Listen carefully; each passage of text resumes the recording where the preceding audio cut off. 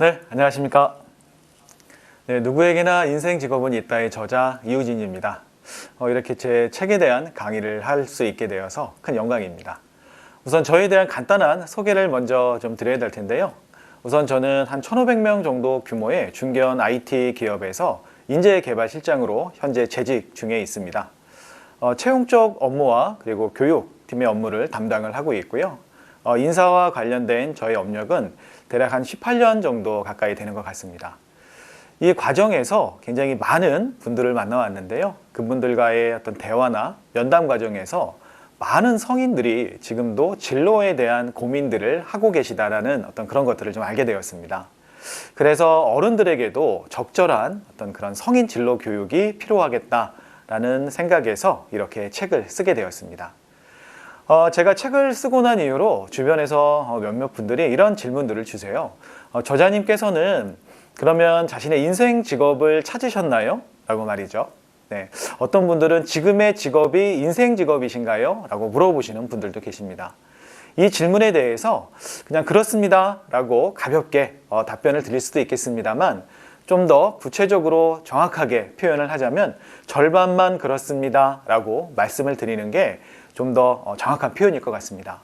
그 이유는 아직도 저는 저의 비전을 이루기 위해서 인생 직업을 계속 확장시켜 나가고 있는 과정이기 때문이죠. 그렇기 때문에 저의 인생 직업은 진행형이다 라고 말씀을 드리는 게 더 정확한 표현이지 않을까 싶습니다. 네, 그래서 이번 시간에는 여러분들과 함께 자신의 비전을 이루어 나갈 수 있는 인생 직업을 만들어 나가는 과정, 확장시켜 나가는 과정에 대해서 한번 여러분들과 이야기 나누는 시간을 갖도록 하겠습니다. 우선 목차를 한번 함께 보실 텐데요. 먼저 첫 번째 파트에서는 성인 진로 교육의 필요성에 대해서 여러분들과 한번 이야기를 나눠 볼 거고요. 그리고 두 번째 파트에서는 성인 진로 교육에 있어서 가장 중요하다고도 할 수 있는 자신의 소중한 가치를 찾는 방법에 대해서 이야기를 나누는 시간 갖도록 하겠습니다. 그리고 세 번째 파트에서는 바로 이 비전 설계 단계인데요. 이 비전 설계는 자신의 인생 직업을 찾는 어떤 이런 과정과도 같다고 할 수가 있겠습니다.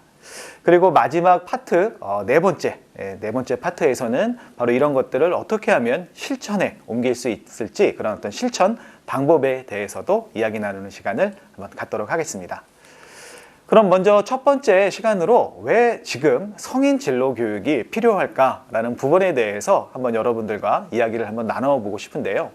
많은 분들께 이런 성인 진로 교육의 필요성에 대해서 말씀을 드리면 어떤 분들은 표정이 좀 이렇게 안색이 안 좋아지시는 분들이 간혹 계십니다. 그래서 그 이유는 아무래도 최근에 이런 고용시장이 취업이 굉장히 어려운 시장이잖아요. 그렇기 때문에 일자리를 구하기도 굉장히 어려운데 또 내지는 지금 다니는 회사에 잘릴지 말지 이런 부분들도 걱정스러운데 무슨 진로와 관련된 교육 이야기를 하느냐라는 말씀을 간혹 하시는데요. 저는 그렇기 때문에 더욱더 성인 진로 교육이 필요하다라고 말씀을 좀 드리고 싶습니다. 그 이유를 한번 알아보도록 하겠습니다. 네, 우선 성인 진로 교육이 필요한 이유는 세 가지의 변화 때문인데요. 하나씩 한번 알아보겠습니다. 우선 첫 번째로는 고용시장의 변화 때문이고요. 그리고 두 번째로는 직업 세계의 변화, 그리고 마지막으로는 생애 주기의 변화 때문에 바로 이 성인 진로 교육이 필요하다라고 말씀을 드릴 수 있을 것 같습니다. 각각 하나씩 한번 알아보도록 하겠습니다. 네, 우선 첫 번째로 고용시장의 변화인데요. 여러분들도 잘 알고 계시는 것처럼 1960년대 이후 경제개발 5개년 계획의 힘입어 대한민국은 이런 어떤 노동 집약적인 2차 산업을 중심으로 해서 경제가 크게 성장을 하게 됩니다. 당연한 이야기겠지만 이러한 어떤 과정들 속에서 많은 일자리들이 어떤 창출되게 되었고요. 또 기업들에서는 어떤 손재주가 좋은 어떤 그런 숙련공들의 역할이 많이 필요했었거든요. 그렇기 때문에 많은 기업들이 회사의 어떤 로열티, 어떤 이런 충성도를 가지고 회사에서 오랫동안 근무해 주기를 바라는 어떤 그런 기대가 컸습니다. 그렇기 때문에 자연스럽게 이런 평생 직장에 대한 문화가 자리를 잡을 수 있게 된 계기가 되었다고 볼 수 있겠는데요. 그런데 이러한 어떤 평생 직장의 개념이 어떤 하나의 사건으로 인해서 무너지는 어떤 그런 상황이 발생을 하게 되는데요. 여러분들께서도 잘 알고 계시는 바로 IMF 사태입니다. 대한민국은 1997년에 이 IMF 사태를 맞이하게 되는데요. IMF 사태를 겪으면서 많은 기업들이 도산을 하게 되었고요. 또 그 과정에서 많은 노동자들이 일자리를 잃게 되었죠. 기업들은 저마다 살아남기 위해서 어떤 경영 리스크를 최소화하고 또 인건비의 부담을 줄이기 위해서 대부분의 어떤 정규직에 해당하는 이런 일자리들을 비정규직으로 교체하는 그런 작업들을 진행을 하게 됩니다. 특히 2000년대에 들어서게 되면서 이 산업 구조가 어떤 고객, 어떤 서비스 기반의 3차 산업으로 크게 확장을 하게 되는데요. 이런 과정들에서 새롭게 생겨나게 되는 일자리들은 대부분 바로 이 비정규직이라는 일자리가 대체를 하게 되었습니다. 그러한 이유 때문에 지금 현재 2020년 기준으로 비정규직의 비율이 약 36% 정도를 차지하고 있다고 하네요. 그러면 직업을 찾으려고 하는 구직자들의 관점에서는 어땠을까요?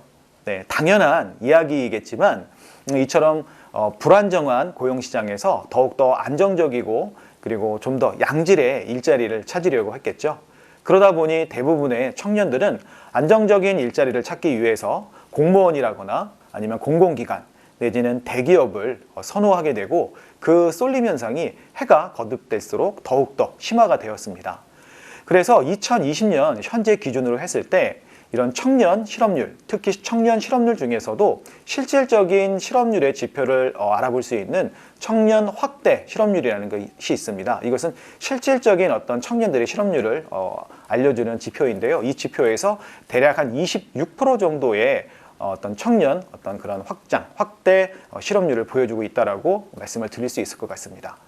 이 이야기는 어떻게 보면 10명의 청년들 가운데 한 대략 3명 정도의 청년들이 일자리를 구하지 못하는 이러한 상황이라고도 말씀을 드릴 수 있을 것 같습니다.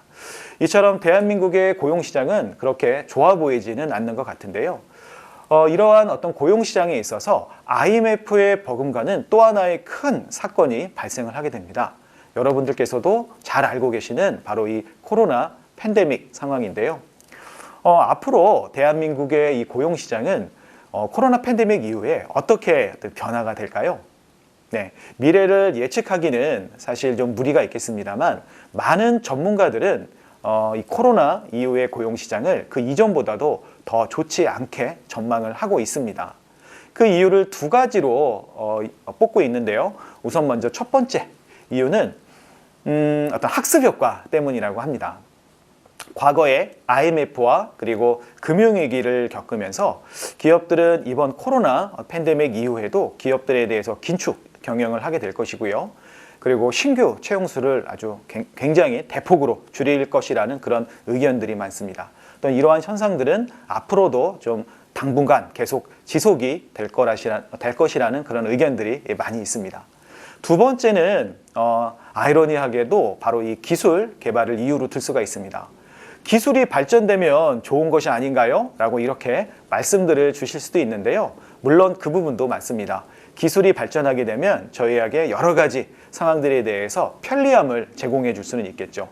하지만 문제는 이렇게 기술이 발전을 하게 되면서 대부분의 일자리들이 AI나 아니면 로봇 아니면 어떤 원격 시스템에 의한 그런 일자리들로 대체가 가능하게 된다는 것이죠. 한번 다음 화면을 함께 보도록 하겠습니다. 2020년에 고용노동부에서 재미있는 조사를 했습니다. 코로나 종식 후에 재택근로를 계속해서 지속을 할 건지에 대한 어떤 그런 질문이었는데요. 이 질문에 대해서 전사적으로 활용을 하겠다거나 내지는 일부 근로자에 한해서 실시를 하겠다고 응답한 기업들이 50%를 넘었었습니다. 이 표만 놓고 보면 그러면 좋아지는 거 아닌가요? 네, 고용 환경이 개선이 되고 또 우리들이 요즘 이야기하는 워라밸도 어느 정도는 보장이 될 것 같습니다. 네, 이렇게 되면은 좋은 거라고 생각하는데 왜 이런 게 염려스러운가요? 라고 질문을 하실 수 있을 것 같아요. 물론 여러분들이 생각하고 계시는 것처럼 긍정적인 요인들도 있습니다. 하지만 다른 반대편에서 한번 생각을 해보면 이처럼 재택근무가 활성화가 되게 되면 재택근무로 인한 불필요한 직업들이 사라질 수밖에 없습니다. 예를 들자면 회사에 직원 식당이 있다고 가정을 해보겠습니다. 많은 직원들이 재택근무를 하게 됨으로써 직원 식당의 어떤 필요성이 많이 줄어들게 되겠죠. 관련된 일자리가 줄어들 수가 있을 거고요. 또 어떤 PC 장비라든지 어떤 사무용품 이런 것들을 구비해주는 총무팀의 역할도 많이 줄어들 수가 있습니다. 또 여러분들이 사용하신 비용들을 처리하는 그런 어떤 정산, 어떤 그런 전표들을 처리하는 부분에 있어서도 컴퓨터로 처리가 가능하기 때문에 굳이 그런 역할을 처리할 만한 어떤 격리나 어떤 그 회계직에 해당하는 사람들의 역할이 또 축소가 될 수가 있겠죠. 이처럼 새로운 직업들이 탄생할 수도 있는 반면에 기존에 있었던 직업들이 사라질 수도 있습니다. 또 한 가지 여러분들이 염려를 해야 될 부분은 기업들에서 어떻게 이것을 바라보느냐에 대한 인식인데요. 바로 기업들은 이렇게 재택으로 급하게 코로나 때문에 어쩔 수 없이 제도를 운영을 하긴 했는데 걱정했던 것보다 아무래도 왠지 더 잘 돌아가네, 크게 타격이 없네, 이런 생각들을 하시게 될 수 있거든요. 그렇게 되면서 생각해보면 이렇게 직원들이 많이 필요하지 않을 수도 있겠다라는 생각을 가질 수도 있고요. 또 재택 근무를 하는 직원들에 대해서 이런 일자리에서 종사를 하시는 분들을 굳이 정규직으로 활용을 할 필요가 있을까라는 그런 생각들을 하게 될 수도 있다는 것이죠.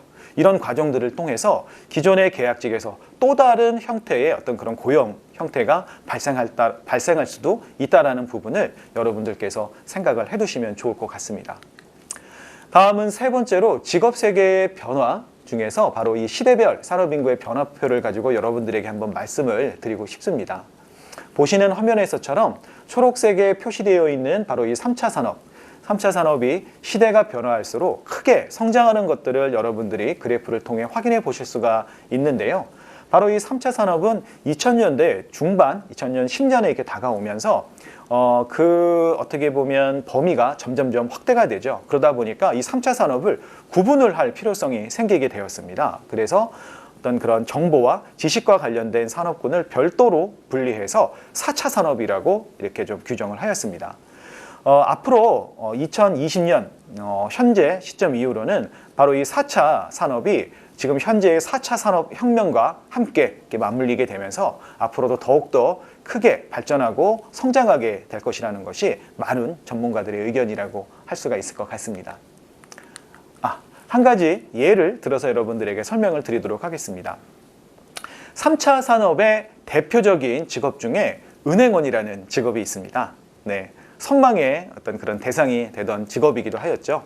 물론 지금도 그렇습니다.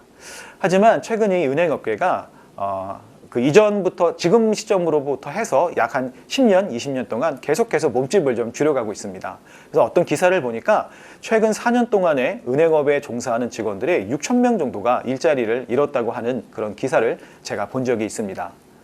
그와 반면에 여러분들 잘 알고 계시는, 또 많이 사용하고 계시죠? 카카오뱅크나 토스, 그리고 K뱅크와 같은 이러한 모바일 뱅크 쪽과 관련된 산업은 계속해서 매년 성장을 하고 있는데요.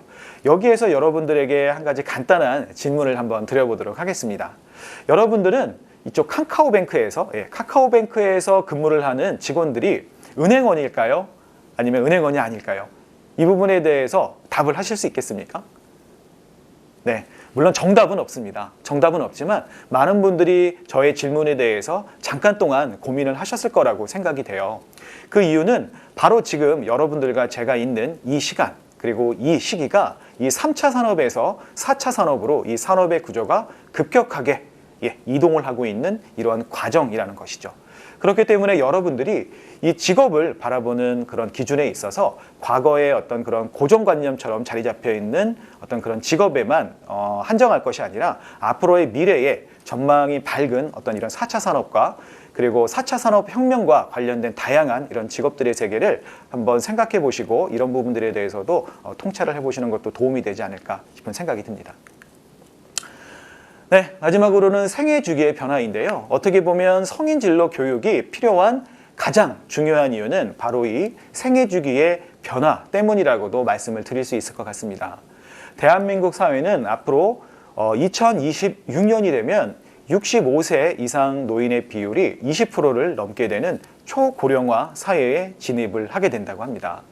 또 이렇게 말씀을 드리면 어떤 분들은 오래 살면 좋은 거 아니에요? 라고 이렇게 또 반문을 하실 수도 있을 것 같아요.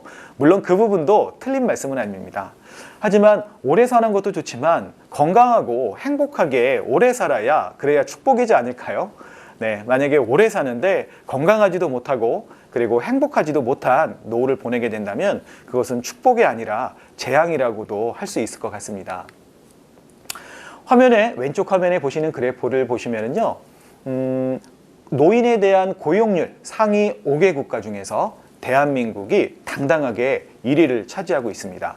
45.5%에 해당하는 노인 인구가 일자리를 갖고 있다는 이야기인 거죠. 이 표만 놓고 보면 대한민국의 노인과 관련된 이런 고용 정책이 잘 되고 있구나 라고 이렇게 생각을 하실 수도 있을 것 같아요. 그 이유는 아래 보면은 선진국으로 굉장히 대표되는 스웨덴이라는 나라도 있고 하니까 굉장히 좋은 지표가 아닌가 라고 생각을 하실 수도 있는데요. 옆에 오른쪽에 있는 한번 그래프를 함께 보시죠.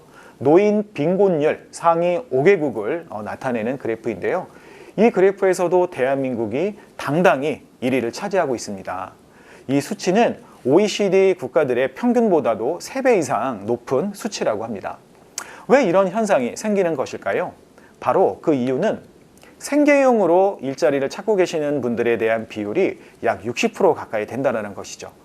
서구 선진국이나 아니면 어떤 그런 복지 정책을 펼치고 있는 국가들 같은 경우에는 노인들이 많은 일자리를 가지고 있지만 대부분의 일자리들은 어떤 본인의 자아를 실현하거나 아니면 건강을 위해서 아니면 사회에 봉사를 하기 위해서 일자리를 갖는 경우의 비율이 높다고 합니다.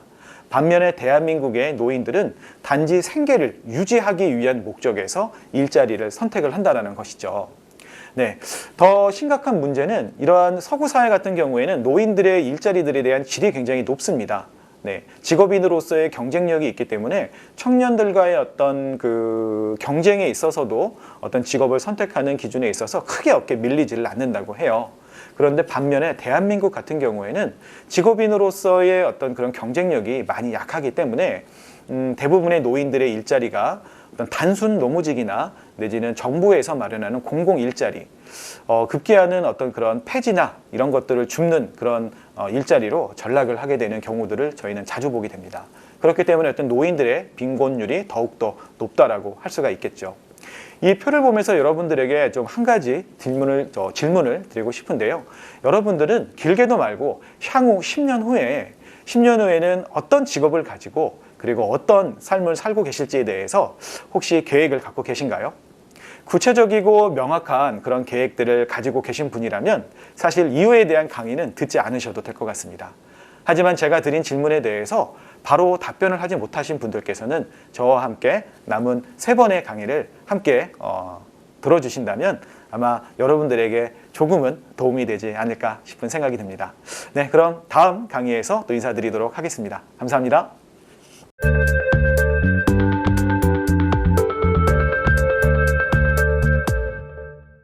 안녕하세요. 반갑습니다. 네, 저희는 파트 1에서 성인 진로 교육의 필요성에 대해서 여러분들과 한번 이야기를 나누어 보았는데요. 이번 2번째 파트에서는 성인 진로 교육에 있어서 가장 중요하다고도 할 수 있는 나의 소중한 가치를 찾는 방법에 대해서 여러분들과 또 이야기 나누는 시간을 갖도록 하겠습니다. 인도연들은 말을 타고 한참씩 달리다가 자신이 달려온 길을 되돌아본다고 합니다. 그 이유는 바로 말의 속도가 너무 빨라서 자신의 영혼이 미처 쫓아오지 못했을까봐 그 영혼을 기다리는 것이라고 하는데요. 우리도 한번 자신의 소중한 가치를 찾기에 앞서서 앞만 보고 달려온 자신의 과거를 한번 되돌아보고 회상해보는 것은 큰 의미가 있다고 할 수 있을 것 같습니다. 어떤 이러한 과정들을 통해서 자신을 좀 더 객관적으로 바라볼 수가 있고 또 이런 과거를 거울 삼아서 어떤 멋진 미래를 설계할 수 있기 때문이죠. 이때 굉장히 유용하게 활용할 수 있는 툴이 바로 인생 그래프 작성하기인데요. 화면을 보시면은 인생 그래프 작성하기는 큰 2개의 축으로 구성이 되어져 있습니다. 먼저 가로축은 그 사람의 어떤 그 시기, 기간, 나이를 나타내주고 있고요. 그리고 세로축은 그때그때 어떤 감정을 나타내주는 감정 점수라고 할 수가 있겠습니다.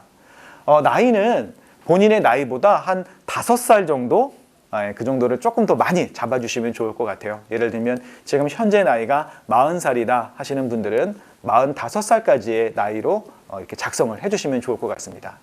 감정 점수의 경우에는요, 0점을 기준으로 해서 위쪽은 플러스 점수로 10점까지, 그리고 0점을 기준으로 감정이 좀 낮은 마이너스 점수는 하단에 마이너스 10점까지 이렇게 기재를 해주시면 되겠습니다. 네, 이렇게 어떤 인생 그래프를 작성할 틀이 마련이 되었다면 그 다음은 앞서 말씀드렸던 것처럼 자신의 과거를 한번 회상해 보면서 어느 한 변곡점이 될 수 있는 터닝 포인트가 될 수 있는 그런 어떤 사건들이 아마 있으셨을 겁니다. 그때의 사건들이 긍정적인 사건일 수도 있고 부정적인 사건일 수도 물론 있습니다. 하지만 과거를 한번 회상해 보자라는 취지에서 한번 어떠한 사건들이 있었는지 그 나이별로 그 연도별로 한번 본인의 감정 점수를 한번 이렇게 점으로 한번 찍어 보도록 하겠습니다. 네, 제가 한번 임의로 점을 찍어 봤는데요. 이 점들을 연결을 하면 이런 그래프가 완성이 됩니다. 네, 뭐 예를 들어서 작성한 그래프이긴 하지만 그래프에 굉장히 굴곡이 심하죠. 인생의 굴곡이 심한 분의 그래프 같다라는 생각이 드는데요. 이렇게 해서 그래프를 완성을 했으면 이걸로 끝이냐? 뭐 그러면 아무 의미가 없겠죠. 뭐 그림 그리기 수업도 아니고 말이죠. 그렇기 때문에 이 각각의 여러분들이 점을 찍어는 이러한 사건들을 하나씩 확인을 해보시면서 과거에 대해서 한번 반상해 보거나 아니면 좀 개선점을 찾아보는 이런 노력들이 필요할 것 같아요. 한번 저와 함께 예를 들어서 한번 해보는 시간을 갖도록 하겠습니다. 우선 먼저 어린 시절입니다. 네, 10살 남짓했을 때 반장 선거에서 당선을 했던 기억이 있어요. 그때는 너무 기분이 좋았죠. 그리고 세상에서 자기가 가장 잘난 사람인 줄 알았습니다. 그런데 이러한 것들이 현실이 아니다라는 것, 그리고 정말 현실이 냉혹하다는 것을 알게 되는 데까지는 그래 오랜 시간이 걸리지 않습니다. 바로 대학교에 낙방을 하거나 아니면 점수가 본인이 원하는 점수가 나오지 않아서 원하는 대학을 가지 못하게 되면서 어떤 이 현실을 아주 극명하게 깨달는 어떤 그런 사건이 발생을 하게 되죠. 이 당시에도 고민을 한번 해보면 자신에 대한 미래에 대한 진로라든지 이런 부분들에 대해서 고민을 하지 않았었던 것 같아요.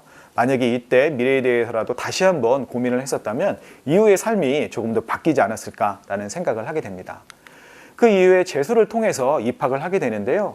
감정 점수가 그리 높지가 않습니다. 0점에 이렇게 표시가 되어 있는데 그 이유는 본인이 원하는 것이 무엇인지 몰랐기 때문에 그냥 점수에 맞춰서 아무 대학이나 들어갔기 때문이죠. 그런 과정들을 통해서 취업을 할 때도 본인의 어떤 전공을 살리지 못하고 본인이 원하는 어떤 그런 직업이 아닌 아무 회사나 그냥 선택을 해서 회사를 들어가게 된 것입니다. 어쨌든 뭐 회사를 들어갔으니까 기분이 나쁘지는 않습니다. 그래서 3점 정도에다가 체크가 되어 있어요. 그런데 이 회사를 오래 다니지 못하고 퇴사를 하게 되었습니다. 그 이유는 당연한 이야기겠지만 자신이 원하는 회사도 아니었고 또 원하는 직무도 아니었습니다. 그러다 보니까 어떤 이 직업에 대해서 잘 적응을 하지 못하게 되어서 회사에 오래 다니지 못하고 퇴사를 하게 됩니다. 그리고 이때부터 좀 고민을 했었던 것 같아요. 자기가 정말 좋아하는 것은 무엇인지, 내가 잘할 수 있는 것들은 무엇인지에 대해서 말이죠. 그리고 고민하고 결정한 끝에 편입을 하게 됩니다. 그때는 굉장히 기분이 좋았습니다. 왜냐하면 자신이 인생을 살아가면서 처음으로 내가 하고 싶은 일을 자기의 의지대로 선택을 했기 때문이죠. 그래서 그는 교육 분야의 전공을 선택을 하였어요. 그 이후에 자신이 원하는 교육 관련 회사에 취업을 하기도 했습니다. 늦게까지 야근을 해도 본인이 하고 싶었던 일이기 때문에 매우 재미있게 일을 할 수가 있었죠. 그런데 안타까운 사건이 발생을 하게 됩니다. 본인은 굉장히 열심히 일을 했음에도 불구하고 회사의 경영 상황이 좋지 않게 되어서 회사가 부도가 나고 만 것이죠. 그래서 실직을 하게 되고 그때 굉장히 감정적으로 안 좋은 감정, 거의 9점까지 바닥을 치는 이런 상황이 발생을 하게 됩니다. 하지만 오랜 시간이 걸리지 않아서 창업에 성공을 하게 되는데요.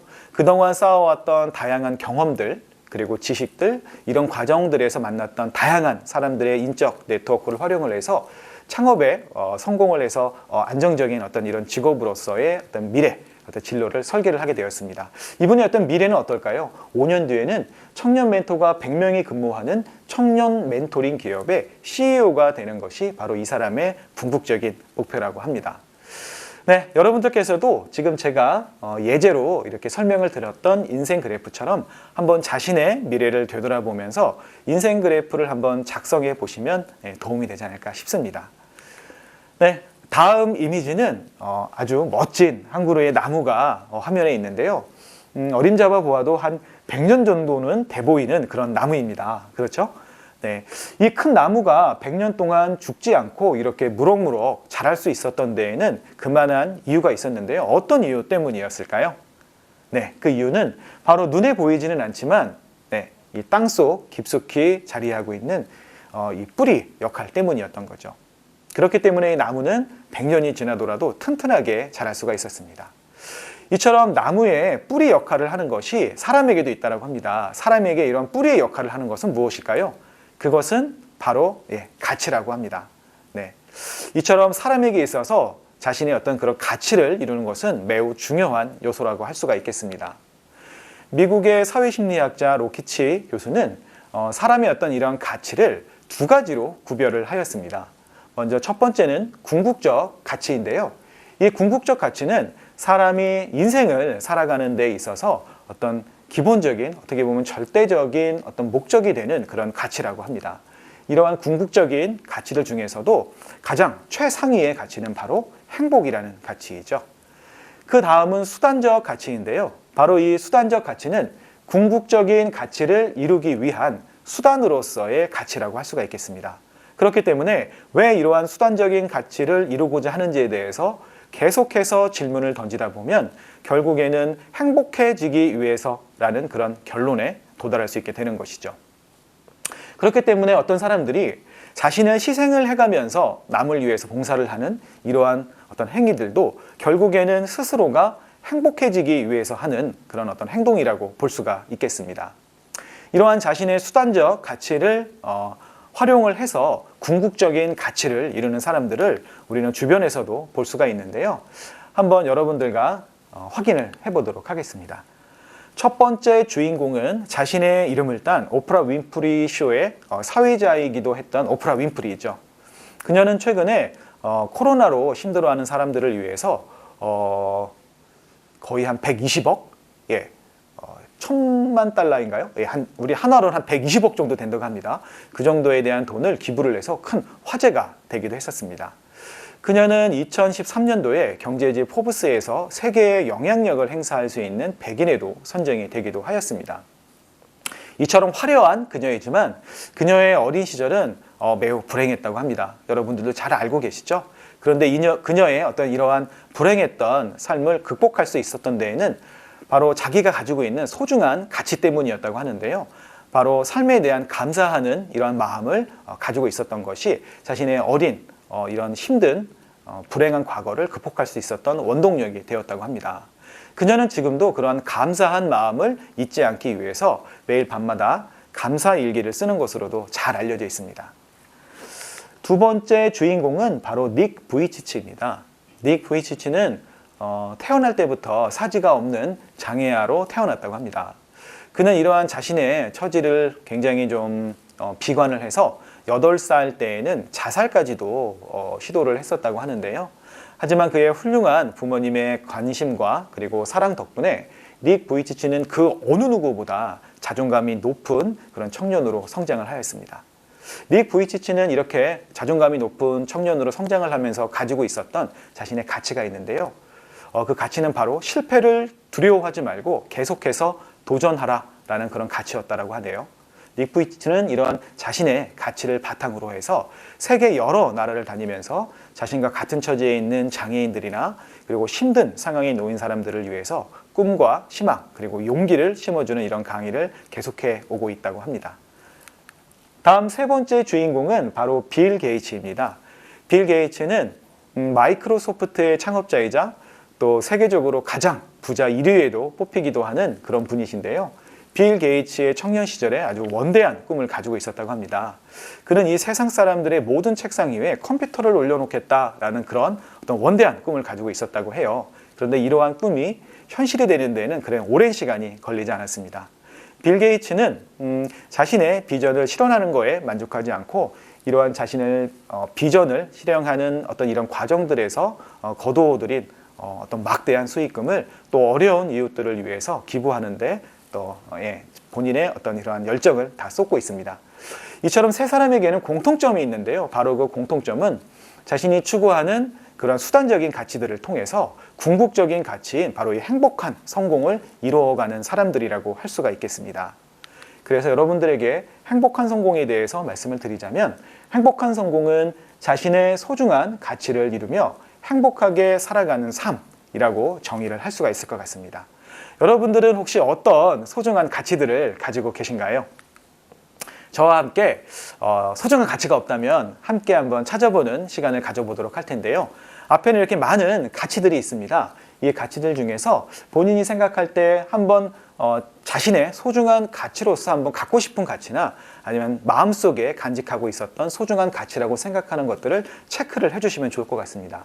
혹시 이 표에 표시가 안 되어 있다면은 아래에 있는 이 기타란에 있는 것처럼 임의로 어떤 본인이 생각하는 소중한 가치를 적으셔도 좋을 것 같습니다.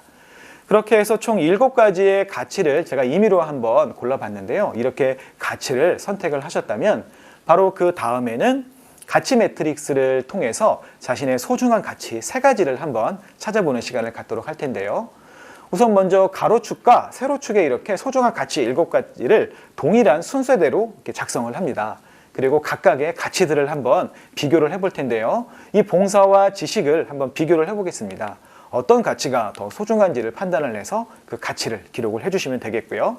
그리고 두 번째로 세로열에 있는 열정과 지식을 또 비교를 해보는 것이죠. 그래서 이번에도 지식이라는 가치를 작성을 하였습니다. 다음에는 자율성과 지식을 또 비교를 해보겠습니다. 어떤 가치가 더 위에 있을까요? 이번에도 지식이라는 가치를 작성을 하였네요. 이런 형식으로 해서 빈칸들을 이렇게 채워주시면 되겠습니다. 역한으로 한번 옮겨가 보도록 할까요? 이번에는 세로열에 있는 열정과 그리고 가로열에 있는 봉사를 한번 비교를 해보도록 하겠습니다. 두 가지 가치 중에 어떤 것이 더 위에 있는 가치일까요? 고민을 하신 후에 이번에는 열정이라는 가치를 작성을 하였네요. 이런 형태로 해서 남은 이 빈칸들도 모두 이렇게 채워놓으면 좋을 것 같습니다. 이렇게 해서 작성이 된 가치들의 한번 숫자를 세볼 텐데요. 지식과 봉사 그리고 열정이 각각 4가지씩 나왔습니다. 이렇게 해서 자신의 소중한 가치를 4가지를 한번 3가지죠. 이 3가지에 대해서 한번 선정을 해 보았는데요. 이처럼 나의 소중한 가치는 바로 지식 그리고 봉사, 열정이라고 할 수가 있겠습니다. 행복한 성공은 이런 소중한 가치를 이루는 삶이라고 아까 말씀을 드렸어요. 그렇기 때문에 한번 나 나름의 나의 어떤 행복한 성공을 한번 만들어 볼 텐데요. 저는 이렇게 작성을 해 보았습니다. 열정을 다해서 내가 가지고 있는 이러한 지식들을 필요로 하는 사람들을 위해서 나누는 삶, 이러한 삶이 나의 행복한 성공을 이루는 삶이라고 말씀을 드릴 수 있을 것 같습니다. 여러분들께서도 한번 각자의 이러한 소중한 가치를 찾아보셨을 텐데요. 이러한 소중한 가치들 3가지를 통해서 여러분들만의 행복한 성공을 한번 작성해 보시면 좋을 것 같습니다. 네, 파트 2는 여기까지고요. 파트 3에서 또 인사드리도록 하겠습니다. 감사합니다.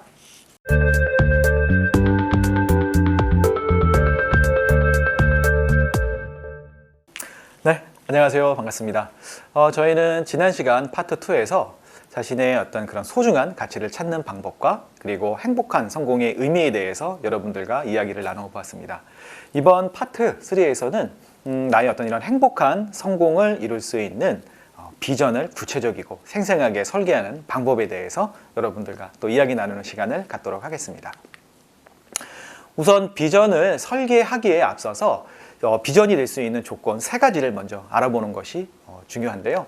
먼저 첫 번째는 나의 가치를 이룰 수 있는 비전이어야 하겠습니다. 당연한 이야기겠지만 자신의 가치를 이룰 수 없는 비전은 비전으로서의 어떤 그 가치가 없다라고 할 수가 있겠습니다. 두 번째는 나와 타인을 이롭게 하는 비전입니다. 앞서서 여러분들에게도 한번 잠깐 언급을 했었는데요. 빌 게이츠의 어떤 비전이죠. 바로 이 세상 사람들의 모든 책상 위에 컴퓨터를 올려놓겠다라고 했던 비전처럼 자신의 비전을 이루는 과정에 있어서 타인까지도 이롭게 하는 이런 비전을 설정을 해야 되겠습니다. 마지막으로 3번째는 꿈 너머의 꿈을 이룰 수 있는 비전입니다. 이 이야기는 어떤 단기적인 목표를 이루는 그런 비전이 아니라 그 비전 너머의 비전, 평생 동안 자신이 해야 할 어떤 그러한 사명과도 같은 어떤 그런 비전을 설정을 해야 한다는 것이죠. 한 가지 예를 한번 들어보도록 하겠습니다. 미국 하버드 대학교에 있는 재학생들 중에 특히 한국계 학생들이 자퇴율이 굉장히 높다고 합니다. 그 이유를 한번 조사를 해봤더니 한국에 있는 학생들은 하버드 대학교에 입학을 하고 나서 무언가 자신이 전공하는 그런 과목에서 어떤 가치를 실현하겠다라는 비전을 갖고 있는 것이 아니라 단순하게 하버드 대학교에 입학하는 것 그 자체가 비전이었던 것이죠. 그렇기 때문에 하버드 대학교에 입학하고 나서 그 다음부터는 자신이 무엇을 해야 될지를 몰랐던 것입니다. 네, 그래서 어떤 작은 시련이나 어려움이 닥치게 되면 쉽게 포기를 해버리고 자퇴를 하는 이런 상황들이 발생이 되었다는 어떤 그런 이야기가 있습니다. 이처럼 비전이 될 수 있는 조건에 대해서 한번 이야기를 나눠봤는데요. 이런 어떤 세 가지 조건에 충족하는 비전을 찾았다면 이번에는 그 비전을 아주 구체적이고 생생하게 어떤 그림을 그리셔야 하겠습니다. 우선 먼저 첫 번째 이미지는 이지성 작가의 베스트셀러이죠. 바로 꿈꾸는 다락방이라는 책인데요. 그는 그의 책에서 꿈을 현실로 만들 수 있는 공식으로 RVD라는 공식을 사용하고 있습니다. 그 이야기는 생생하게 꿈을 꾸면 그것이 현실이 된다는 내용인데요. 책에는 그런 내용들이 주로 담겨져 있습니다. 다음 두 번째 이미지는 바로 디즈니랜드의 창업자인 월트 디즈니의 사진입니다. 그는 안타깝게도 이 디즈니랜드의 완공된 모습을 보지 못하고 세상을 떠났다고 해요. 많은 기자들이 완공식 날 그의 아내에게 이런 안타까움에 대해서 질문을 하자 그의 아내는 이렇게 답변을 하였다고 합니다. 저희 남편은 이미 살아생전에 이 디즈니랜드의 완공된 모습을 머릿속으로 아주 구체적이고 생생하게 그림을 그리고 있었기 때문에 완공된 모습을 본 것이나 다름이 없다라고 그렇게 멋진 말을 남겼다고 하네요. 다음으로 세 번째 이미지는 목표 그 성취의 기술이라는 책인데요. 이 책의 저자는 과거에 우리나라에도 한번 왔었던 그런 그 강사님이십니다. 브라이언 트레이시라고 한 번의 강의로 몇억 원을 받는 것으로 되게 유명한 동기부여와 관련된 그런 전문 컨설턴트인데요. 이분의 책에 재미있는 내용이 수록되어 있어서 여러분들에게 한번 소개를 드릴까 합니다. 이 책에서는 하버드 대학교 경영대학원 졸업생들을 대상으로 해서 설문조사를 해봤어요. 그래서 두 가지 질문을 했는데요. 첫 번째는 당신에게는 구체적인 목표가 있습니까? 그리고 두 번째는 그러한 목표들을 종이에 작성을 해서 기록을 해 남겨두었습니까? 라고 두 가지의 질문을 했다고 합니다. 이 질문에 대해서 약 한 84%에 해당하는 학생들은 어떤 비전이 없었다는 답변을 하였고요. 13%에 해당하는 학생들은 비전은 가지고 있었으나 그 비전을 종이에 기록해 두지는 않았다고 합니다. 단 3%의 학생들만이 구체적인 비전이 있고 그 비전을 종이에 기록해 두었다고 이야기를 했다라고 하죠. 향후 10년 후에 그 학생들이 어떠한 삶을 살고 있는지를 다시 한번 조사를 해봤는데요. 3%에 해당하는 학생들이 나머지 97%죠. 해당하는 학생들보다 무려 한 10배 이상의 어떤 그런 소득을 더 올리고 있었다는 그런 내용이 책 속에 담겨져 있습니다. 이 적자 생존이라는 말이 떠오르는 대목이 아닐까 싶습니다. 네, 이번에는 여러분들과 함께 직업흥미 검사를 통해서 좀 더 구체적으로 비전 설계를 한번 해보도록 하겠습니다. 직업 흥미 검사 도구로서 가장 많이 사용이 되고 있는 검사 도구는 바로 이 홀랜드 검사 도구라고 할 수가 있겠는데요. 이 홀랜드 검사 도구는 미국의 진로 심리학자인 존 홀랜드의 이론에 근거해서 만들어진 검사 도구라고 할 수가 있겠습니다. 이 홀랜드 검사는 직업인들의 성격과 그리고 어떤 직업 환경을 종합적으로 분석해서 6가지의 유형으로 이 구분을 하였는데요. 각각의 유형들의 앞 스펠링을 따서 리아색 육각형 모형이라고도 불리기도 합니다. 이 각각의 유형들 간에는 아주 복잡한 상관관계를 띠고 있는데요. 화면에 보시는 것처럼 인접해 있는 유형들 간에는 높은 어떤 그런 상관성을 보여준다고 합니다. 하지만 대칭해 있는 그런 유형들 간에는 굉장히 낮은 어떤 상관성을 보여준다고 하는데요. 그 이야기는 어떤 의미냐면요. 예를 들어서 현실형 R에 해당하는 어떤 그런 사람이 있다라고 가정을 하면 인접해 있는 관습형이나 아니면 인접해 있는 탐구형과 어떤 그런 유사한 유형들을 보여줄 수도 있다는 것이죠. 그리고 이 세 개 유형들 간에는 어떤 직업에 있어서도 어느 정도는 쉐어가 가능한 어떤 그런 직업군을 가지고 있다라고 어떤 그런 할 수가 있겠습니다. 그렇게 말씀을 드릴 수가 있을 것 같습니다. 하지만 현실형인 R 유형과 점선으로 표시되어 있는 연결되어 있는 반대 측면에 있는 바로 이 S라는 사회형에 해당하는 직업들을 만약에 선택을 하게 될 경우에는 직업에 있어서 만족도가 매우 떨어질 뿐만 아니라 이런 직업에서 성과를 발휘하는 데 있어서도 어려움을 많이 느낄 수 있다는 것입니다. 제 예를 한 가지 또 들어보면요. 저도 이제 인사 쪽과 관련된 일을 하다 보니까 저희 실원분들과 함께 워크숍을 가서 이 홀랜드 검사를 한번 해본 적이 있습니다. 그랬더니 정말 놀랍게도 70% 정도가 바로 이 사회형인 S 유형이 어떤 나왔던 그런 기억이 있습니다. 이처럼 어떤 그런 진로 설계를 하는 과정에 있어서 자신에게 어떤 그런 선호가 되는 그런 유형들, 본인에게 적합한 유형이 어떤 유형인지를 확인해 보고 또 그런 유형들에 해당이 되어 있는 직업들, 또 자신이 어떤 흥미로워하는 직업들에는 어떤 것들이 있는 건지를 미리 한번 확인해 보는 것은 많은 도움이 될 수 있다라고 말씀을 드릴 수가 있을 것 같아요. 그래서 여러분들께서도 바로 이 홀랜드 검사를 한번 검사를 해보시면 도움이 될 것 같은데요. 이 검사는 무료로도 검사가 가능합니다. 그래서 워크넷의 성인진로 검사라는 카테고리에 들어가시게 되면 무료 검사가 가능하시니까요. 시간이 되시면 한 번 정도 여러분들도 한번 검사를 해보시기를 한번 그 말씀을 좀 드리고 싶습니다. 네, 다음 단계는 직업을 선택하는 단계입니다. 이런 직업 흥미 검사나 다양한 검사 도구를 통해서 자신에 대한 적성과 흥미를 찾고요. 그리고 그 과정에서 어떤 자신에게 어떤 그런 적합한 유형과 그런 적합한 유형에 해당하는 직업들을 한번 확인을 해보실 수가 있는데요. 앞에는 제가 간단하게 몇 가지의 직업들만 나열을 했습니다만 이거보다 훨씬 더 많은 직업들이 해당 유형에 이렇게 포함이 되어 있습니다. 그럼 이런 수많은 직업들 중에 아무 직업이나 선택을 해서는 안 되겠죠. 이때 바로 고려를 해야 할 것이 바로 이 소중한 가치를 이룰 수 있는 직업인지를 먼저 생각을 하셔야 된다는 것이죠. 다시 말씀을 드리면 나의 소중한 가치인 지식, 봉사, 열정을 이룰 수 있는 직업에는 어떠한 직업들이 있는지를 보시고 이런 과정들을 통해서 좀 직업을 좀 이렇게 좀 축소해서 몇 가지 직업군으로 이렇게 분류를 하시면 좋을 것 같습니다. 그 다음으로 여러분들이 고민을 해야 할 것은 무엇이냐면요. 바로 미래에 대한 전망입니다. 그렇게 해서 몇 가지로 축약된 직업들 중에서 미래에 대한 전망이 만약에 밝지 않고 향후 2, 3년 후에 소멸이 될 직업들, 이런 직업을 선택을 하게 되면 나의 어떤 소중한 가치를 이루는 직업으로서는 자격이 충분하지 않겠죠. 그렇기 때문에 미래에도 굉장히 전망이 밝은 직업들 중에서 직업을 선택을 하시라는 말씀을 좀 드리고 싶습니다. 한번 정리를 해보도록 하겠습니다. 비전을 설계하기 위해서 바로 이 직업 선택에 대한 조건 3가지를 한번 다시 말씀을 드릴 텐데요. 첫 번째는 자신의 적성과 소질에 맞는 직업을 선택을 하셔야 된다는 부분입니다. 어떤 이러한 것들은 다양한 검사 도구를 활용을 해서 확인을 해볼 수가 있다라고 말씀을 드렸고요. 그리고 두 번째는 자기 자신이 추구하는 어떤 그런 가치와 일치하는 직업 중에서 선택을 해야 한다고도 말씀을 드렸습니다. 그러기 위해서는 먼저 자신의 소중한 가치를 찾아야 할 텐데요. 그런 방법으로 제가 인생 그래프 작성하기라든지 가치 매트릭스를 여러분들에게 한번 설명을 또 드렸습니다. 마지막 3번째로는 미래에도 전망이 밝은 직업을 선택을 하셔야 합니다.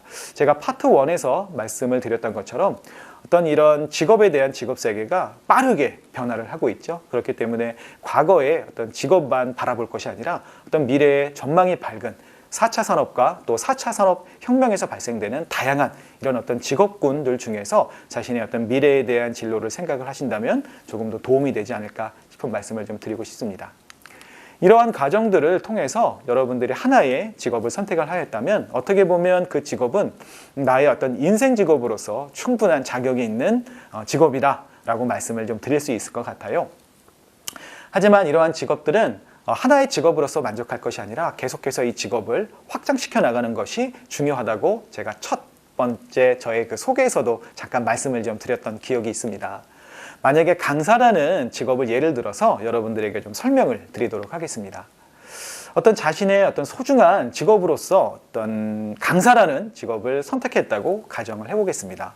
그러면 지금부터는 강사가 되기 위해서 다양한 콘텐츠를 개발을 하고 또 이 스피치 어떤 그런 능력을 향상시키고 또 다양한 어떤 그런 마케팅이나 영업 활동을 통해서 유명한 강사가 되어서 돈을 많이 벌면 자신의 비전이 이루어졌다라고 할 수 있을까요? 네, 아마 제 강의를 주의 깊게 들어본 분들이시라면 아니라고 말씀을 하실 것 같아요. 그 이유는 바로 꿈 너머의 꿈을 이루는 그런 비전이 아니기 때문이죠. 단지 강사라는 직업으로 성공하는 것은 그 다음에 어떤 비전을 이룰 수 있는 것이 아니기 때문에 이 자체만으로는 비전이 될 수가 없습니다. 그렇기 때문에 이 강사라는 직업을 통해서 자신의 인생 직업을 계속해서 확장시켜 나가는 것이 중요하다라고 말씀을 드릴 수 있을 것 같은데요. 이렇게 한번 자신의 직업을 확장시켜 나가면 좋을 것 같아요. 우선은 강사가 되고자 어떤 마음을 먹었다면 그 다음의 목표로서는 해당 분야의 1등 강사가 되겠다라는 목표로 많은 준비와 노력이 필요하다고 할 수 있을 것 같고요.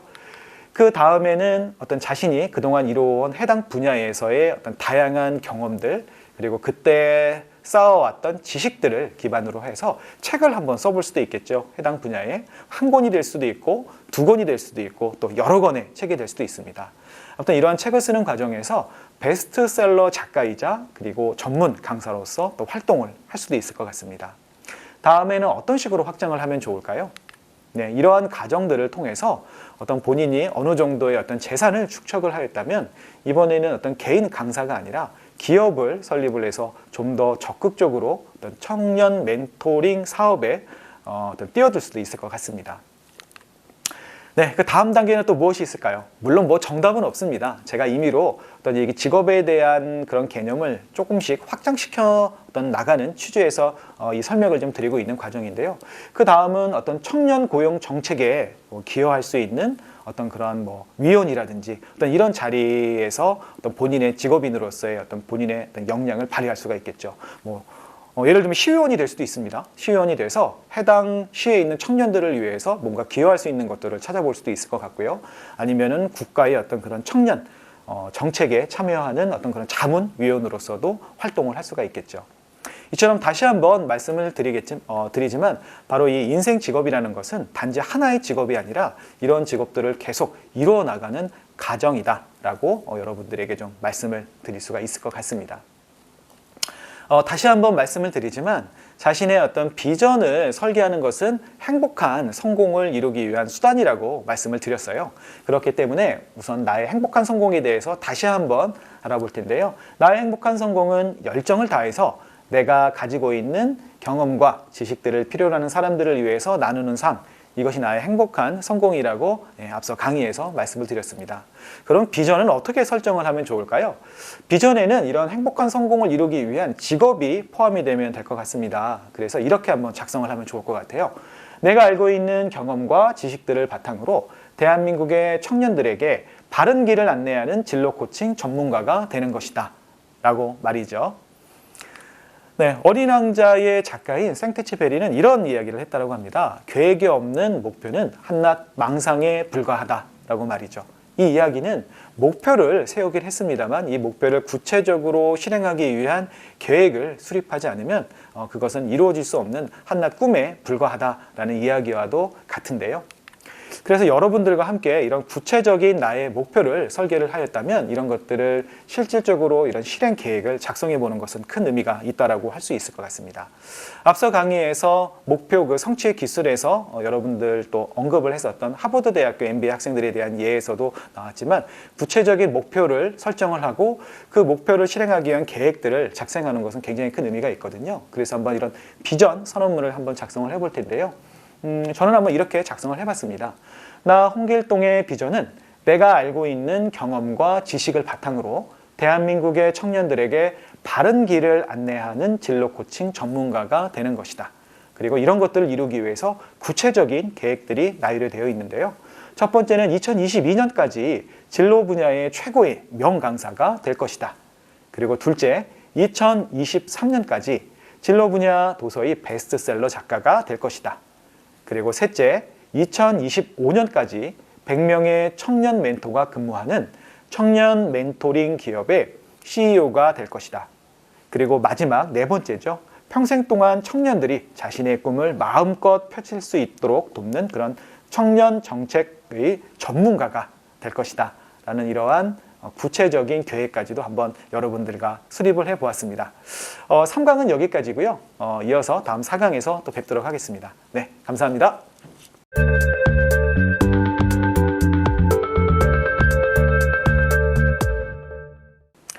네, 안녕하십니까.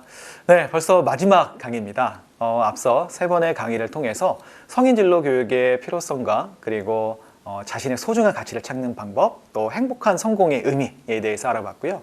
또 3번째 강의에서는 이런 나의 행복한 성공을 이루기 위한 구체적인 비전 설계 방법과 직업을 선택하는 방법에 대해서도 여러분들과 이야기를 나눠보았습니다. 이처럼 이론에 대해서 여러분들과 이야기를 나눠보았는데요.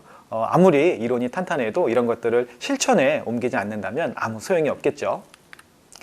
네, 아인슈타인은 이런 멋진 말을 남겼다고 합니다. 어제와 똑같이 살면서 다른 미래를 기대하는 것은 정신병 초기 증세이다 라고 말이죠. 이처럼 보다 더 나은 미래를 위해서는 어떤 남다른 노력과 그리고 철저한 준비가 필요하다고 할 수가 있겠습니다. 그래서 이번 시간에는 여러분들과 함께 이 비전을 실행에 옮기기 위한 실천 방법 3가지에 대해서 한번 이야기 나누는 시간을 갖도록 하겠습니다. 네, 우선 먼저 첫 번째로는 시간을 관리하는 방법, 매우 중요합니다. 시간 관리 방법에 대해서 여러분들과 이야기를 나눠볼 거고요. 두 번째로는 습관을 관리하는 방법, 그리고 끝으로는 인맥을 관리하는 방법, 이 3가지 실천 방법에 대해서 한번 하나씩 알아보도록 하겠습니다. 신이 인간에게 준 가장 공정하고 공평한 선물은 바로 시간이라고 합니다. 이 시간은 이 세상 사람 누구에게나 하루에 24시간이 주어지죠. 네, 이 하루에 주어진 24시간을 어떻게 활용을 하느냐에 따라서 그 사람의 운명을 또 좌우하기도 합니다. 이처럼 시간은 매우 중요하다고도 할 수가 있겠는데요. 미국의 34대 대통령이자 그리고 세계 제2차 세계대전의 전쟁 영웅인 드와이트 아이젠하워 대통령은 이러한 시간을 매우 소중하게 그리고 잘 관리했던 대통령으로도 매우 유명합니다. 그는 재임 시절에 이런 멋진 말을 남겼다고 해요. 중요한 일이 급한 경우는 거의 없다. 그리고 급한 일이 중요한 경우도 드물다 라고 말이죠. 이 이야기가 어떤 이야기인지 한번 강의를 통해서 알아보도록 하겠습니다. 네, 아이젠하워 대통령은 일을 어떤 우선순위, 중요도와 그리고 긴급성에 따라서 4가지의 우선순위로 구분을 하였다고 합니다. 아이젠하워의 시간관리 매트릭스를 통해서 한번 여러분들과 알아보도록 하겠습니다. 우선은 일사분면입니다. 이 일사분면은 매우 중요하고 그리고 긴급한 일들이죠. 여기에 해당하는 일들은 어떤 일들이 있을까요? 회사에서의 어떤 주요한 업무들이 여기에 해당이 될 수 있을 것 같고요. 또 사고 처리 업무, 갑작스럽게 발생한 사고 처리는 중요하고 그리고 긴급하게 처리를 해야 할 일이겠죠. 그리고 마감 기간이 얼마 남지 않은 그런 어떤 중요한 업무들도 중요하고 긴급한 업무에 해당이 될 수가 있습니다. 하지만 다행스럽게도 이 중요하고 긴급한 업무들은 그러한 이유 때문에 대부분의 사람들이 알아서 일사분면에 해당하는 일들은 잘 처리를 한다고 합니다. 정말로 다행스러운 일이라고 할 수가 있겠죠. 저희가 좀 주의 깊게 좀 생각을 해야 될 부분은 바로 이 이사분면에 해당하는 일인데요. 이사분면에 해당하는 일은 중요도는 다소 떨어지지만 긴급한 일이 이사분면에 해당한다고 볼 수가 있습니다. 앞서 아이젠하워 대통령의 그 명언에도 있는 것처럼 긴급한 일은 좀 중요도가 떨어진다라고 이야기를 했습니다. 그죠? 여기에 해당하는 일들은 어떤 것들이 있는지 한번 알아볼까요? 바로 요청 업무라든지 단순 업무가 여기에 해당이 될 수 있을 것 같습니다. 만약 아이젠하워 대통령이었다면 이 이사분면에 있는 일들을 어떻게 처리했을까요? 당연히 다른 사람들에게 위임을 했겠죠. 하지만 여러분들은 대통령이 아니기 때문에 이러한 일들을 여러분들이 스스로 처리를 하셔야 됩니다. 그래서 제가 이 처리하는 방법에 대해서 여러분들에게 간단하게 한번 말씀을 드리도록 하겠습니다. 우선 요청 업무입니다. 요청 업무는 대부분의 요청 업무가 시도 때도 없이 계속해서 저에게 이런 업무들이 전달이 될 때가 많습니다. 그런데 그럴 때마다 이 요청 업무들을 해결을 하다 보면 정작 중요한 자신의 어떤 그러한 일들을 할 수 있는 시간들을 뺏기게 되죠. 그렇기 때문에 이러한 요청 업무들 같은 경우에는 특정한 기간을 정하거나 특정한 요일, 날짜를 정해서 그 날짜에 몰아서 업무를 처리할 수 있도록 그렇게 효율화를 하는 과정이 중요하다고 볼 수 있을 것 같습니다. 다음은 단순 업무인데요. 단순 업무라고 해서 사실 안 하면 안 되겠죠. 그러면 회사에서 잘립니다. 그렇기 때문에 어떻게 해서든 단순 업무도 해결을 해야 하는 업무이긴 한데요. 이러한 단순 업무들은 굉장히 골든타임, 중요한 시간대에 하는 것이 아니라 3시 이후에 조금 나른하고 또 약간 좀 무료해지는 시간, 이런 시간에 단순 업무를 처리를 하고요. 골든타임은 일사분면에 있는 중요한 일들을 하는데 시간을 할애하는 것이 시간을 효율적으로 활용할 수 있는 방법이라고 말씀을 드릴 수 있을 것 같습니다. 네, 다음은 3, 4분면입니다. 3, 4분면은 중요하지 않고 그리고 긴급하지도 않은 일들이죠. 여기에 해당하는 일들은 어떤 일들이 있을까요? 네, 바로 인터넷 서핑이라든지 흡연, 아니면 과도한 휴식, 내지는 유튜브 시청 등 이러한 일들이 여기에 해당이 될 수가 있습니다. 안타깝게도 대부분의 많은 사람들이 바로 이 3, 4분면의 일을 하는데 상당 부분의 시간을 뺏기고 있습니다. 이 일은 그럼 어떻게 해야 될까요? 네, 가장 좋은 방법은 아예 없애버리는 게 가장 좋은 방법이겠죠. 하지만 해당된 일들을 아예 없앨 수가 없다면 최소화하는 노력들을 기울이실 필요가 있다라고 말씀을 드릴 수 있을 것 같습니다. 네, 다음은 사사분면에 해당하는 일입니다. 사사분면에 해당하는 일은 매우 중요하지만 긴급성이 떨어지는 일입니다. 이 이야기도 아이젠하워의 명언에 표시가 되어 있는 일이죠. 대부분의 중요한 일들은 급하지 않다라고 이야기를 하고 있습니다. 여기에 해당하는 일들은 어떤 것들이 있을까요? 바로 건강관리라든지 인간관계, 자기개발 등이 여기에 포함이 되어 있습니다. 네, 어떻게 보면은 자신의 삶을 위해서 가장 중요한 것들이 바로 이 사사분면에 포함이 되어 있다라고 말씀을 드릴 수 있을 것 같은데요. 안타깝게도 1사분면, 2사분면, 그리고 3사분면의 일에 치이다 보면 4사분면의 일은 항상 후순위로 밀리는 경우가 다반사입니다. 그래서 4사분면의 일들을 제대로 처리하지 못하는 분들께 그 이유를 물어보면 많은 분들이 시간이 부족해서라는 그런 어떤 변명 같은 이야기들을 많이 하시죠. 그렇기 때문에 4사분면을 위해서는 시간을 확보하는 그러한 노력들이 매우 중요하다라고 말씀을 드릴 수 있을 것 같습니다. 그럼 어떻게 하면 시간을 확보가 있을까요? 바로 이 2사분면과 3사분면에 해당하는 일들을 최대한 활용을 해서 시간을 확보를 해야 되겠는데요. 말씀드렸던 것처럼 2사분면에 해당하는 일들은 효율화를 통해서 최대한 시간을 확보하는 노력들을 기울이셔야 할 것 같고요. 그리고 3사분면에 해당하는 일들은 최소화하는 어떤 이런 노력들을 통해서 시간을 확보를 하셔야 되겠습니다. 이렇게 해서 확보된 시간들을 바로 이 4사분면의 일들을 처리하는 데 활용을 하셔야 될 것 같은데요. 한번 좀 더 구체적으로 알아보도록 하겠습니다. 이처럼 확보된 4사분면에서 확보된 이런 시간들을 활용을 해서 이번 강의에서는 두 가지의 어떤 이런 시간들을 할애를 하라고 좀 말씀을 드리고 싶은데요. 우선 첫 번째는 습관 형성을 통한 자기 개발을 하는데 이런 시간들을 할애를 하시라라고 말씀을 드리고 싶고요. 그리고 두 번째는 인맥 관리를 통한 바로 인간관계를 형성하는 데 있어서 이런 시간들을 활용을 하시라고 말씀을 드리고 싶습니다. 그럼 하나씩 좀 더 구체적으로 알아보도록 하겠습니다.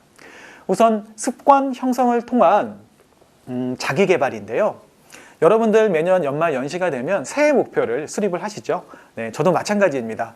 저도 매년 여러 권의 책을 읽기를 목표로 계획을 세우곤 하는데 사실 그런 계획이 잘 지켜지지 않는 것 같습니다. 여러분들은 새해에 어떤 목표들을 가지고 계십니까?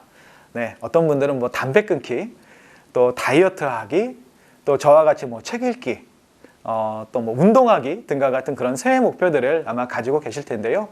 안타깝게도 이러한 새해 목표들은 대부분 작심삼일로 끝나는 경우들이 많죠. 그 이유가 무엇 때문일까요? 네, 바로 이 의지력이 부족해서 때문일까요? 그렇지가 않습니다. 대부분의 사람들은 다들 의지력이 부족하죠.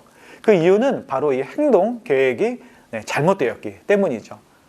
그렇기 때문에 이 잘못된 이 행동 계획을 올바르게만 잡는다면 충분히 어떤 본인에게 어떤 좋은 습관을 형성할 수 있다는 부분을 여러분들에게 말씀을 드릴 수 있을 것 같습니다.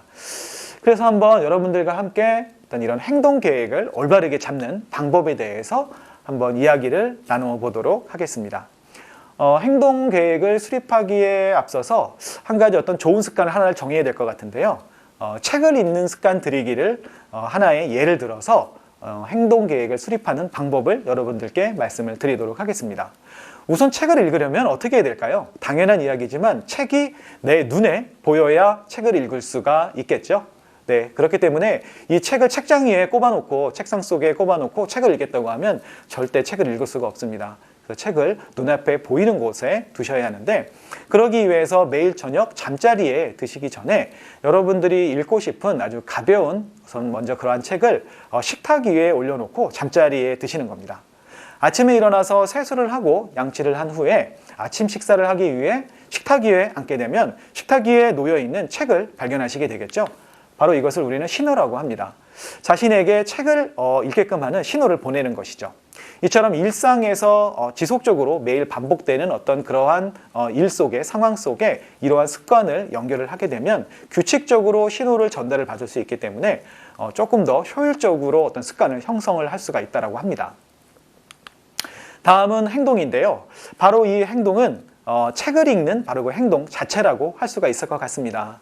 하지만 처음부터 책을 읽는 행동에 있어서 그러한 목표를 너무 높게 잡는다고 하면은 목표를 이루기에는 좀 어려움이 있겠죠. 그렇기 때문에 처음부터 뭐 10페이지씩 아니면 한 챕터씩 책을 읽겠다 라고 하게 되면은 이 목표를 이루기가 어렵습니다. 그래서 매일마다 아침에 21일 동안 한 페이지의 책을 읽겠다라는 목표 정도로 목표를 수정을 하는 것이죠. 아니면 한 페이지도 좀 버겁다, 부담스럽다 라고 하실 경우에는 반 페이지 정도의 책만 읽는 것을 목표로 하셔도 좋을 것 같습니다. 그렇게 해서 21일 동안 매일같이 읽는 것이 중요합니다. 여기에서 왜 21일을 제가 강조하냐면요, 많은 뇌과학자들이 반복되는 이런 행동들이 습관이 되는데 걸리는 시간이 대략 한 21일 정도가 소요가 된다고 합니다. 다음은 바로 보상입니다. 이 보상은 책을 다 읽고 난 후에 저에게 주어지는 아침 식사, 아침 식사이겠죠. 바로 이 아침 식사를 하고 난 후에 포만감에서 오는 이런 행복들, 이러한 좋은 감정들이 책을 읽는 행동과 같이 이렇게 연결이 되게 되면 책을 읽는 행동 자체에 있어서도 어떤 그런 포만감과 만족감을 느낄 수가 있는 것입니다. 파브로프의 개라는 실험 여러분들도 잘 알고 계시죠? 어떻게 보면 같은 원리라고도 할 수가 있을 것 같습니다. 이처럼 신호와 그리고 행동, 그리고 보상이라는 행동 계획을 명확하게 수립을 하였다면 이러한 어떤 행동 계획들이 원활하게 잘 작동할 수 있도록 하는 것이 중요한데요. 이때 필요한 것이 바로 열망과 욕망이라고 할 수가 있겠습니다. 바로 이 열망과 욕망은 습관, 본인의 습관 형성이 가져다 줄 어떤 긍정적인 미래에 대한 상상이라고 할 수가 있을 것 같아요. 예를 들면 근본적으로 내가 왜 책을 읽고자 했는지에 대해서 한번 생각을 해보도록 하겠습니다. 책을 통해서 지식을 쌓고 그런 지식들을 활용을 해서 많은 사람들과 지적인 대화를 하고자 하는 그러한 이유에서도 이유가 될 수도 있을 것 같고요. 또 하나 예를 들어 볼까요? 하나의 책에 어떤 목적을 두자면 그 책의 내용이 유럽 여행을 하는 그런 책이라고 하면 책을 다 읽고 난 후에 본인 혼자서 배낭을 짊어매고 한 달 동안 배낭 여행을 즐기는 그런 상상을 해볼 수도 있을 것 같습니다. 이처럼 본인 스스로에게 신호와 행동, 보상이 원활하게 작동할 수 있도록 지속적인 모티베이션을 하는 그런 자극제의 역할을 한다라고도 볼 수가 있을 것 같습니다. 그래서 이번에는 여러분들과 함께 이 21일 습관 형성 프로젝트라는 아주 거창한 제목으로 한번 습관을 들이는 연습을 한번 해보도록 할 텐데요. 이 21일 습관 형성 프로젝트의 제목은 매일 책 읽는 습관 들이기 라고 제목을 정했습니다. 그러기 위해서는 어떤 달성하는 성공에 대한 기준이 있어야 할 텐데요. 그 기준을 매일 아침마다 식사 전에 책을 한 페이지를 읽으면 성공, 만약에 한 페이지를 읽지 못하면 실패라는 어떤 이런 성공에 대한 기준을 마련을 해야 되겠습니다. 그 다음으로 중요한 것은 무엇일까요? 아까 말씀드렸던 것처럼 이 습관이 성공을 했을 때 그 다음에 어떤 그런 결과에 대한 긍정적인 생각들을 매일매일 하는 것이 중요하다는 것입니다. 한 달간의 유럽 배낭여행을 자유롭게 즐기는 상상을 매일 밤마다 하는 것이죠. 그리고 유튜브나 다양한 TV 프로를 통해서도 이런 유럽 여행과 관련된 컨텐츠들을 계속해서 시청을 하게 되면 더욱더 책을 읽고 싶은 욕구가 발생을 하게 되어 있습니다. 그렇게 해서 21일 동안 이 프로젝트를 진행을 할 텐데요. 달성을 하게 되면은 동그라미라고 표시를 하면 좋을 것 같고요. 달성을 하지 못할 경우에는 X라고 표시를 해주시면 좋을 것 같습니다. 그런데 단 한 번 실패를 했다고 해서 이 프로젝트를 스톱하게 되면 절대로 습관을 형성할 수가 없습니다. 그렇기 때문에 설령 한두 번 실패를 한다 하더라도 21일까지 꾸준하게 이 프로젝트를 진행을 하시는 게 중요하다고 할 수 있을 것 같아요. 한국 사회에는 아주 좋은 풍습이 있죠. 바로 3세번이라는 그런 좋은 제도가 있습니다. 그렇기 때문에 3번 정도는 실패를 하더라도 이해를 해주고 본인 스스로에게 끝까지 완주를 하는 어떤 그러한 멋진 모습을 보여주시면 좋을 것 같습니다. 이렇게 해서 성공을 할 경우에는 정신승리를 했다라고 해서 본인 스스로에게 수고했어 라고 토닥토닥 하면서 해줄 게 아니라 어떤 물질적인 보상도 필요할 것 같아요. 그래서 저 같은 경우에는 고급 와인과 그리고 육포를 선물하기라고 기재를 했습니다. 고급 와인이라고 해봐야 마트에서 파는 한 3만 원짜리, 비싸야 한 5만 원 정도 되는 와인일 텐데요. 어쨌든 이러한 선물을 자신에게 해주는 것도 동기부여가 되는데 매우 중요한 역할을 할 수가 있습니다. 그렇게 해서 본인의 이름과 그리고 서명을 하고요. 또 여기에 자신에게 어떤 응원, 용기를 해줄 수 있는, 어떤 용기를 심어줄 수 있는 사람의 이름과 서명을 받아두는 것도 좀 더 효과를 발휘할 수 있다고 할 수 있습니다. 그래서 이렇게 21일 습관 형성 프로젝트를 진행하는 과정에 있어서 중요한 것들 몇 가지가 있는데요. 한번 알아보도록 하겠습니다. 우선 첫 번째는 매일 할 수 있는 목표여야 한다는 것입니다. 예를 들어서 일주일에 한 번씩 친구와 뭐 맛집 가기, 그죠? 뭐 한 달에 한 번 등산하기, 이런 것들은 매일 측정할 수가 없기 때문에 어떤 이런 성공 습관의 기준이 될 수가 없습니다. 그래서 매일매일 측정할 수 있는 목표를 정하셔야 되겠다라는 부분이고요. 그리고 두 번째는 측정이 가능한 목표여야 한다는 것입니다. 그래서 측정이 가능할 수 있도록 될 수 있으면 숫자로 표기를 하는 게 좋겠죠. 매일 아침에 책을 한 페이지, 일이라는 이 한 페이지를 읽게 되면 성공, 만약에 한 페이지를 읽지 못하게 되면 실패라는 기준을 정할 수 있도록 측정이 가능한 어떤 그런 수치적인 목표를 정하셔야 되겠습니다. 그리고 마지막 세 번째로는 시간과 그리고 마감 시간이 있는 목표인데요. 뭐 하루 중에 아무 때나 책 한 권, 뭐 책을 한 페이지 읽기라고 하게 되면 그 목표를 이루기가 사실 쉽지가 않습니다. 그렇기 때문에 특정한 시간을 정해서 그 시간에 책을 한 페이지 읽기라는 이런 어떤 시간에 대한 한정을 하는 어떤 그런 시간에 대한 기준을 마련을 하는 게 도움이 될 수가 있다라고 여러분들께 말씀을 드릴 수 있을 것 같습니다. 네, 다음은 마지막 그 내용인 것 같습니다. 바로 인맥 관리를 통한 인간관계 확장하기라는 내용으로 여러분들과 좀 이야기를 나누어 보도록 하겠습니다. 우리는 본인이 원하든 원치 않든 많은 사람들과 함께 어떤 관계를 맺어오며 살고 있습니다. 그런 관계들을 통해서 자신의 삶이 바뀌기도 하고 또 때로는 타인의 삶을 또 바꾸기도 하죠. 이것처럼 어떤 사람에게 있어서 어떤 인간관계는 인생을 살아가는데 매우 중요한 요소라고 할 수가 있겠는데요. 그렇기 때문에 사람들을 어떤 사회적 동물이다라고 이야기를 하는지도 모르겠습니다. 그러면 어떤 사람을 만나는 게 좋을까요? 그 질문에 대한 답변으로 여러분들에게 도움이 되는 어떤 선한 사람들을 만나라라고 말씀을 좀 드리고 싶습니다. 뭐 답변이 이러냐라고 하실 수도 있을 것 같은데요. 그 이유는 이렇게 자신에게 도움이 되는 선한 사람을 만나는 것만으로도 정말로 시간이 많이 부족하기 때문에 이렇게 좀 말씀을 드릴 수가 있을 것 같습니다. 많은 사회의 어떤 그 심리학자들은 인간관계를 크게 두 가지의 어떤 영역으로 어떤 구분을 하고 있습니다. 우선 첫 번째 영역은 이 스트롱 링크에 해당하는 강한 고리에 해당하는 인맥이고요. 그리고 두 번째 인맥은 이 위크링크에 해당하는 약한 고리에 해당하는 인맥입니다. 먼저 강한 고리부터 한번 알아볼 텐데요. 이 강한 고리는요, 이 학교의 어떤 동창이나 아니면 가족 내지는 어떤 회사 동료 등이 바로 이 스트롱 링크에 해당이 된다라고 볼 수가 있을 것 같습니다. 이 스트롱 링크, 강한 고리의 특징은 어떤 서로 간에 강한 어떤 유대의식을, 유대감을 가지고 있습니다. 그런 소속감과 그리고 서로에 대한 어떤 그런 정서적인 어떤 이런 부분들까지도 서로 공유를 하고 있죠. 그리고 본인에게 어려운 일이 어떤 이런 상황들이 발생이 되게 되면 어떤 든든한 버팀목으로서의 역할도 해주는 어떤 그런 관계가 바로 이 강한 고리에 해당하는 어떤 그런 인맥 관계라고 할 수가 있을 것 같습니다. 그에 반해서 약한 고리, 이 위크링크에 해당하는 인맥은 어떤 인맥 관계일까요?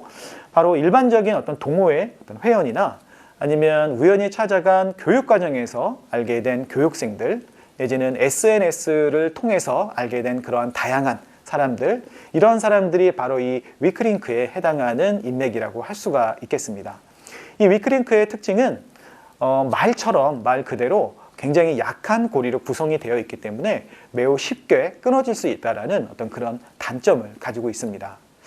하지만 재미있는 것은 사회생활을 하는 데 있어서 본인에게 좀 더 도움을 줄 수 있는 그런 기회를 제공하는 데 있어서 바로 이 약한 고리에 해당하는 인맥들이 더 많은 기회를 제공한다는 것이죠.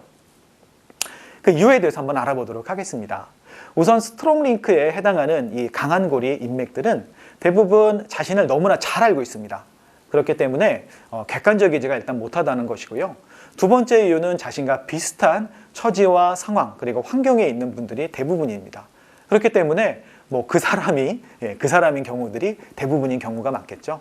그래서 자신에게 뭔가 새로운 어떤 기회를 제공해 주는 데 있어서는 한계가 있다라고 말씀을 드릴 수 있을 것 같아요. 그와 반대로 어떤 그에 반해서 바로 이 위크링크에 해당하는 약한 고리에 해당하는 이런 인맥들 같은 경우에는 자신을 사실 잘 모릅니다. 그렇기 때문에 좀 더 객관적으로 평가를 할 수가 있다라는 어떤 그런 장점이 있을 수 있고요. 두 번째는 이 해당하는 어떤 위크링크의 인맥들은 자신과 어떤 다른 처지에 있는 사람, 다른 환경이나 어떤 다른 위치, 다른 계층에 어떤 있을 확률이 더 높다는 것입니다. 그렇기 때문에 본인에게 뭔가 좀 더 다른 새로운 기회들을 제공할 수 있는 그런 확률이 조금 더 높다라고 말씀을 드릴 수 있을 것 같습니다. 한 가지 예를 한번 들어보도록 할까요? 중고차, 내가 타던 중고차를 누군가에게 한번 판다라고 한번 가정을 한번 해보도록 하겠습니다. 일반적으로 중고차를 팔 때는 가까운 지인들에게 팔지 말라라는 그런 불문율이 있습니다. 그 이유는 나중에 차에 문제가 생겼을 경우에 굉장히 좀 난처한 상황이 발생할 수도 있기 때문이죠. 그렇기 때문에 차를 팔 때는 될 수 있으면 잘 모르는 사람에게 차를 파는 경우들이 많은 것이 하나의 예가 될 수 있을 것 같고요. 또 두 번째 예로는 저는 이제 채용 쪽 일을 하고 있는데 최근 들어서 경력자들 같은 경우에는 어떤 이런 다양한 사내 추천에 의해서 채용이 이루어지는 경우들이 많습니다. 근데 추천인을 이렇게 한번 확인을 해보면은요, 대부분의 관계들이 이런 스트롱링크에 해당하는 인맥이 아니라 바로 이 위크링크에 해당하는 어떤 그런 인맥에서 추천이 많이 들어온다는 것입니다. 그 이유는 아까 말씀드렸던 것처럼 자신을 좀 더 객관적으로 판단할 수가 있다는 것이죠. 어떤 스펙, 조건들이 있으면 이 조건에 부합이 되는지 안 되는지 정도만 판단을 하고 그 조건에 부합이 된다면 그 사람을 다른 그런 일자리에 어떤 그 추천을 얼마든지 해줄 수가 있다는 것입니다. 물론 이런 과정에서 문제가 생긴다 하더라도 뭐 속된 말로 이 손절을 해버리면 되기 때문에 크게 부담도 없는 것이죠. 그렇기 때문에 이런 위크링크에서 다양한 기회들을 얻을 수가 있겠는데요. 그러면 어떻게 하면 이 위크링크를 좀 더 확대시키고 그리고 그 단점으로 생각할 수 있는 그 약한 고리를 강한 고리처럼 조금 더 조밀하게 이런 관계를 유지할 수 있을까에 대한 부분에 대해서 여러분들과 한번 이야기를 나눠보겠습니다. 그 방법으로 저는 세 가지를 제시를 하고 있는데요. 첫 번째는 익숙함을 버리라는 좀 말씀을 드리고 싶습니다. 스트롱링크에 해당하는 사람들을 만나면 되게 편안하고 좋습니다. 그렇죠? 네, 그렇기 때문에 그들과의 관계에 너무 집중을 하다 보면 아무래도 어떤 이런 새로운 만남들, 위크링크에 해당하는 사람들을 만날 수 있는 기회들을 잃게 되겠죠. 그렇기 때문에 그들과의 만남, 스트롱링크에 해당하는 사람들과의 만남을 횟수를 조금 줄이고 거기서 어떤 확보된 시간들을 이 위크링크에 해당하는 새로운 사람들을 만나는 기회로 활용을 하시라라는 부분을 좀 말씀을 드리고 싶고요. 두 번째는 자존감을 높이라는 말씀을 드리고 싶습니다. 물론 뭐 그렇지 않은 분들도 계시지만 어떤 인간관계나 타인과의 어떤 그런 관계에 어려움을 많이 느끼시는 분들을 보면 자존감이 조금 결여돼 있으신 분들이 계시는 것 같아요. 그래서 다른 사람에게 다가섰을 때 다른 사람이 나를 무시하면 어떡하지? 나를 외면하거나 나를 멀리하면 어떡하지? 이러한 좀 막연한 좀 두려움, 불안함 때문에 그들에게 잘 다가서지 못하고 자신을 잘 알고 잘 이해해주는 어떤 소수의 사람들과의 관계에 조금 더 집착을 하는 그런 경우들도 있는 것 같습니다. 그렇기 때문에 이런 분들 같은 경우에는 스스로에 대해서 어떤 긍정적인 그런 마인드, 그런 생각들을 할 필요가 있을 것 같아요. 그래서 스스로에게 좀 이런 주문을 외우면 좋을 것 같습니다. 나는 충분히 매력적이고 그리고 멋진 사람이다 라고 말이죠. 자신만의 어떤 멋진 이런 긍정 주문을 만들어서 매일 아침마다 거울 앞에서 자신을 바라보면서 이런 긍정 주문을 외치시는 건 아주 매우 큰 도움이 될 수 있다고 생각됩니다. 다음은 세 번째인데요. 이 세 번째는 자기 개발을 꾸준히 하라라는 부분입니다. 이 위크링크에 해당하는 인맥들은 어떻게 보면 대부분 이해관계에 의해서 엮여 있는 이런 관계들이죠. 그렇기 때문에 상대방에게 무엇인가를 원하게 됩니다. 나의 입장에서 상대방에게 무언가를 계속 받기만 하고 주는 것이 없다면 상대방 입장에서는 이 관계를 유지할 이유가 없겠죠. 그렇기 때문에 그런 관계는 오랫동안 유지가 될 수가 없습니다. 그래서 자신에 대한 어떤 지속적인 자기 개발을 통해서 자신도 상대방으로부터 무엇인가를 받지만 본인도 상대방에게 무엇인가를 줄 수 있는 어떤 그러한 역량을 키우는 자기 개발 활동을 게을리하지 말아야 되겠습니다. 이렇게 세 가지 요소를 여러분들이 고려를 해서 이 위크링크에 해당하는 인맥들을 관리를 한다면 지금보다 훨씬 더 도움이 되는 그리고 더 견고한 그러한 어떤 인맥 관계를 가질 수 있다는 부분을 여러분들께 말씀을 드리고 싶습니다. 네, 제가 준비한 강의는 여기까지입니다. 어떻게 여러분들에게 조금이나마 도움이 되셨는지 모르겠습니다. 앞서 과정들을 통해서 진로를 설계하는 방법, 그리고 어떤 이런 진로를 실행에 옮기는 어떤 그런 방법들에 대해서 여러분들께 말씀을 드렸는데요. 끝으로 한 말씀만 드리고 이번 강의를 좀 마무리할까 합니다. 각자 어떤 인생은 한 번뿐이잖아요. 이런 한 번뿐인 소중한 인생을 살아가는 과정에 있어서 본인이 이루고자 하는 이런 행복한 성공을 이루는 여러분들이 되기를 바라겠습니다. 네, 감사합니다.